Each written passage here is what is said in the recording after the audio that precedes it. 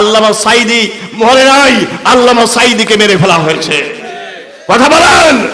কি সুন্দর হাসি, কি সুন্দর হাসি দিয়ে সকালবেলা আল্লাহর ওলি বের হলো, আর রাত 10টার সময় আল্লাহর ওলির মৃত্যুর খবর আসলো।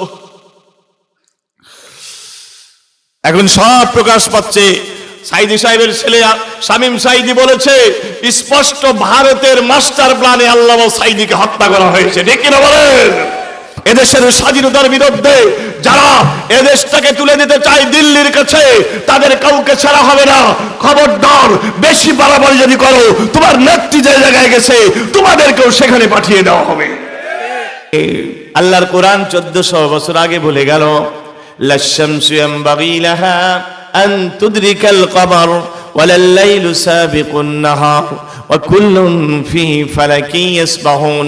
প্রবল জ্ঞানী হইবে যাহারা, আপন মনেতে বুঝিবে তাহারা। চন্দ্র পারে না সূর্যকে ধরিতে, সূর্য বাঁধে না চন্দ্রের গায়েতে। যার যে স্থান বহাল রাখিয়া ভ্রমণ করিছে আল্লাহকে ডরিয়া। তাহলে বলেন তো, এই মহাকাশে আইন চলছে কার?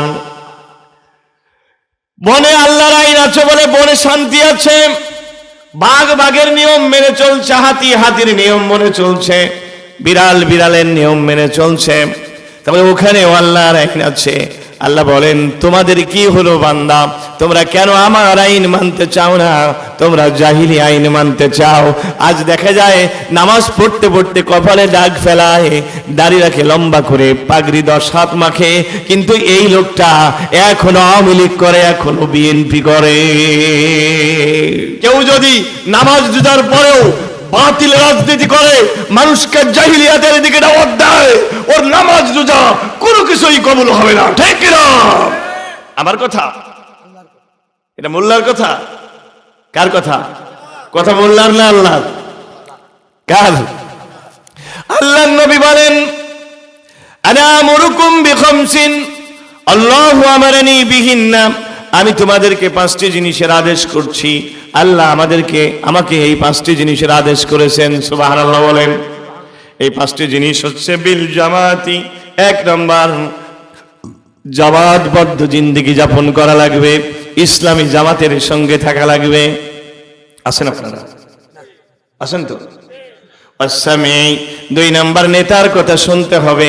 ওয়াত্তাআতি, নেতার আনুগত্য করতে হবে। ওয়াল হিজরাতি, প্রয়োজনে হিজরত করতে হবে। ওয়াল জিহাদি ফি সাবিলিল্লাহ, আল্লাহর রাস্তায় জিহাদ করতে হবে। এরপরে নবীজি বলেন, ওমান খারাজা মিনাল জামাতি কিদা শিবরিন ফাকাদ খালা রিবকাতাল ইসলাম মিন উনুকিহি। যে ব্যক্তি জামাত থেকে, জামাত বন্ধ জিন্দেগি থেকে 1 বিঘত পরিমাণ দূরে সরে গেল, সে যেন ইসলামের রশিকে তার ঘাড় থেকে নামায় দিল। আর আমাদের মধ্যে অনেকেই আছে কোন ইসলামী সংগঠন করে না, একা একাই ইসলাম মানে। আছে না নয়? একা একা কি করা যায়? একা একা তো আপনি এখান থেকে এই যে স্ট্যান্ডটাও তো সরায় ভালো করে রাখতে পারবেন না, টেবিলটাও সরায় রাখতে পারবেন না, 2জন লোক লাগবে। ঠিক না? তাহলে একা একা আপনি হাসিমার মতো দানবকে, জালিমকে কিভাবে সরাবেন? কথা বলেন। ঠিক না? এই জন্যই হযরত ওমর বলেছিল, লা ইসলাম ইল্লা বিজামাত। জামাত ছাড়া ইসলাম হয় না। কথা বলেন। ওয়ালা জামাত ইল্লা বিত্তাআত, আনুগত্য ছাড়া জামাত হয় না। ওয়ালা তাআত ইল্লা বিইমারা, আর নেতৃত্ব ছাড়া আনুগত্য হয় না। এই জন্যই আপনারা না বুঝলেও হাসিনা ঠিকই বুঝেছিল, ইসলামী নেতৃত্বকে শেষ করতে হবে। এজন্যই বিনা অপরাধে, মানবতা বিরোধী অপরাধের কথা বলে এক একটা আলেমদেরকে, এক একটা আল্লাহর বড় মাকবুল বান্দাদেরকে, আমাদের কলিজার টুকরাদেরকে ফাঁসি দেওয়া হয়েছে। কথা বলেন। ঠিক না? কারণ ওরা ভালো করেই জানে, আগেই নেতাদেরকে, ইসলামী নেতৃত্বকে শেষ করতে হবে। আল্লামা সাঈদী মরে নাই, আল্লামা সাঈদীকে মেরে ফেলা হয়েছে। কথা বলেন।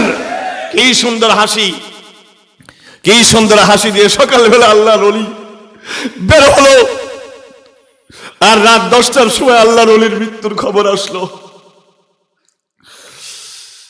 এখন সব প্রকাশ পাচ্ছে। সাঈদী সাহেবের ছেলে শামীম সাঈদী বলেছে, স্পষ্ট ভারতের মাস্টার প্ল্যানে আল্লামা সাঈদীকে হত্যা করা হয়েছে। ঠিক কিনা বলেন? কারণ ওরা ভালো করেই জানে, ইসলামী নেতৃত্বকে শেষ করতে হবে, ইসলামী জামাতকে শেষ করতে হবে, তাহলে এই দেশটাকে চিরস্থায়ী গোলাম বানানো যাবে। ঠিক কিনা? আপনারা মনে করেছেন যে হাসিনার পতন হয়েছে, হাসিনার পতন হয় নাই, এদেশে পতন হয়েছে ভারতের, পতন হয়েছে ভারতীয় আধিপত্যবাদের। ঠিক কিনা বলেন? নাকি আপনারা কি মনে করেন? এই জন্য মাথা ব্যথা আজ ওদের বেশি। কথা ঠিক না ঠিক? আর আমাদের দেশের এক শ্রেণীর লোকেরা ওরা লাফাচ্ছে, মনে করেছে নেত্রী বলেছে টুপ করে ঢুকে পড়বো আর মনে হয় এসে গেল। এত সোজা না। কামান বোমা, তারপরে তোমার র্যাব, বিডিআর, চিতা ইত্যাদি দিয়েও যখন জনতার এই সংগ্রামকে তোমরা রুখতে পারো নাই, এত সোজা না টুপ করে আসলে বলে তোমাদেরকে আবার গদিতে বসায় দেবে। এসে দেখো বাংলাদেশের 20 কোটি জনগণ জুতা নিয়ে রেডি হয়ে আছে।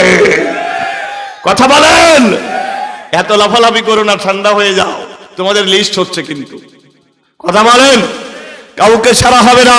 এদেশের স্বাধীনতার বিরুদ্ধে যারা এদেশটাকে তুলে দিতে চায় দিল্লির কাছে, তাদের কাউকে ছাড়া হবে না।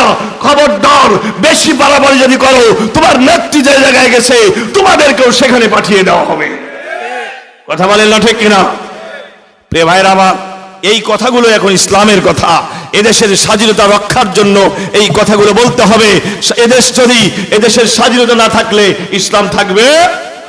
আর স্বাধীনতার হুমকি আছে ভারতের পক্ষ থেকে, পাকিস্তানের পক্ষ থেকে নাই। ঠিক কিনা বলেন? কথা বলেন? পাকিস্তান আমাদের এখান থেকে কত 100 কিলোমিটার দূরে, পাকিস্তান থেকে কোনো হুমকি নাই। 3 দিক থেকে যে দানব বেষ্টন করে আছে, যারা আমাদেরকে গোলাম বানিয়ে রাখতে চায়, তাদের কাছ থেকে আমাদের হুমকি আছে।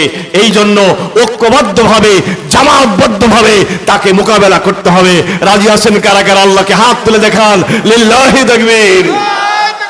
প্রিয় ভাইরা আমার, এরপরে আল্লাহর নবী বলেন, ওয়ামান দাআ বিদাওয়াল জাহিলিয়াতি ফাহুয়া মিন জুসা জাহান্নাম।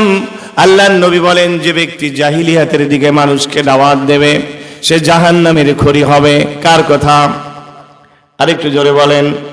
আল্লাহর নবী বলেছেন, যে ব্যক্তি জাহিলিয়াতের দিকে মানুষকে দাওয়াত দেবে সে জাহান্নামের খড়ি হবে। সাহাবীরা প্রশ্ন করলেন, ইয়া রাসূলুল্লাহ, ওয়া ইন সামা ওয়া সাল্লা, লোকটি যদি নামাজ পড়ে, লোকটি যদি রোজা করে, যেমন আমাদের দেশে অনেকেই আছে নামাজ রোজা করে, ইসলামী দল করে না, আছে না নাই? এইরকম লোক যে দুনিয়ায় আসবে সাহাবীরা তো জানতেন। এই জন্য সাহাবীরা সাহাবীরা অস্পষ্ট রাখলেন না, স্পষ্ট করে দিলেন। রাসূলকে জিজ্ঞাসা করলেন, ইয়া রাসূলুল্লাহ, হাবিবাল্লাহ, লোকটি যদি নামাজ পড়ে, রোজা করে এবং জাহিলিয়াতের দিকে ডাকে, তাহলেও কি জাহান্নামে যাবে? নবীজি বললেন, ওয়া ইন সামা ওয়া সাল্লা ওয়া জামা আন্নাহু মুসলিম, যদি নামাজ পড়ে, রোজা করে, নিজেকে জাহিলিয়াতের দিকে ডাকে, তাহলে সে অবশ্যই জাহান্নামে যাবে। আল্লাহু আকবার বলেন। আল্লাহু আকবার বলেন।